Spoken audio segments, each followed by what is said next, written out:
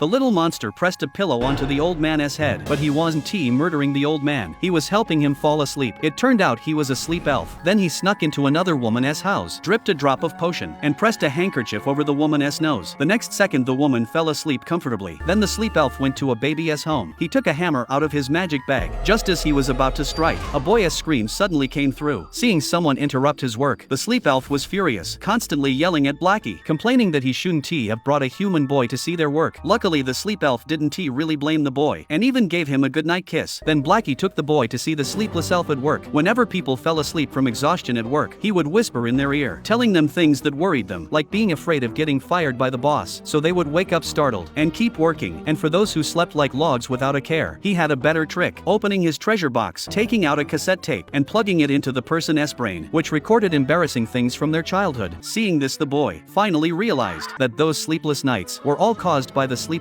elf, and the reason nights were quieter than days was all thanks to the quiet elf. Whenever there was noise in the city, the quiet elf would open his mouth and suck all the noise into his belly. That was his food. Not only was he fed and satisfied, the city also became much quieter at night. Sometimes that quiet environment needed a little seasoning. At that moment the noise elf would appear. He would create all kinds of eerie noises to scare the children in the house. The boy thought this was too mean, but the noise elf said, "This is nature's delicate balance." Blackie then took the boy into a human's brain, where they found the dream elf. The dream elf was like an artist, creating all kinds of dreams for people. Learning that a woman had a lot of work stress, the dream elf immediately arranged a beautiful dream for her. In the dream she got a promotion and a raise, reaching the peak of her life. And our main character Xiaoxing was an ordinary elementary school student. The reason he could see the elves at work was because he was too timid, always finding the night terrifying. Every night when he went to sleep, he would turn on all the lights in his room. Unfortunately, that night the power suddenly went out, which scared Xiaoxing half to death. The branches outside the window in his eyes all turned into demon tentacles. What scared him most was the wardrobe in his room, always feeling like some monster would jump out of it. Xiaoxing could only hide under his blanket. As luck would have it, even his flashlight had run out of battery. With no choice left, Xiaoxing gathered his courage and stood up shouting, saying he hated the dark and wanted it to go away. Unexpectedly, after a while, a dark figure suddenly appeared. It turned out to be Blackie. He had had enough of the boy's shouting, because the boy made strange noises 365 days a year. Blackie said more people feared him than he could count, but Xiaoxing's way of being afraid was unique. Among all the children afraid of the dark, Xiaoxing was the loudest, the most annoying, and the most hurtful. He then took out a list with millions of children's names. Every one of them was afraid of the night. This made Blackie very frustrated, even though he was actually very friendly. So many children were afraid of him. He also wanted to be accepted by everyone. To make Xiaoxing stop fearing him, and to never hear his screams again, Blackie decided to take him to see his work for one night. And Xiaoxing didn't want to be afraid of the night anymore, so he agreed to Blackie's request.